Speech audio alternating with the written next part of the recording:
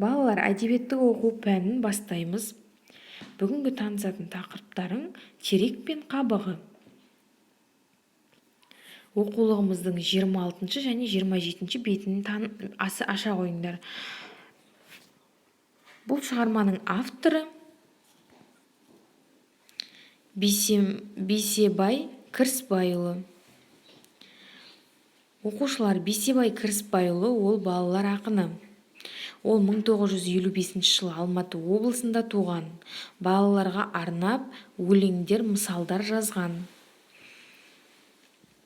Оқушылар, 26 беттегі терек пен қабығы деген мысалға назар аудара қойыңдар. Терек бастапты, теректің сөзі.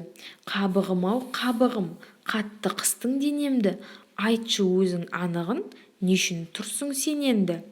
Қабық айтады, терегім-ау, терегім, қайтып алғын сөзіңді, жоқ болса егер керегім, жоғалтайын көзімді.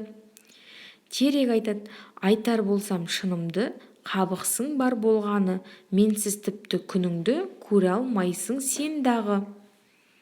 Қабығы өкпелеп, қатты екен тым қарқының, жоқ болса егер керегім, ашуланбай алтыным, кеттім қош бол терегім, деп теректің қабығы кетіп қалыпты.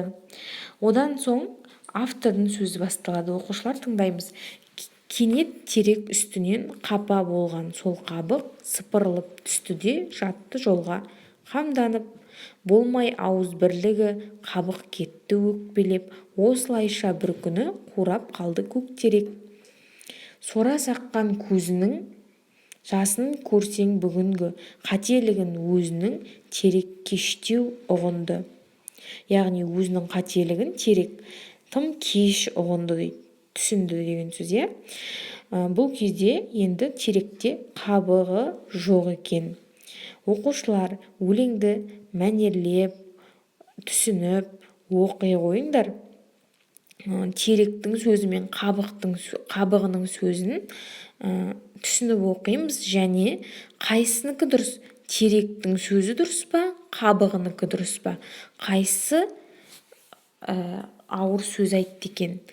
Соны кері байланыспен маған айтасыңдар, Одан соң осы өлеңді жаттай алғандарынша жаттайсыңдар. Әдебиеттік оқу сабағы аяқталды.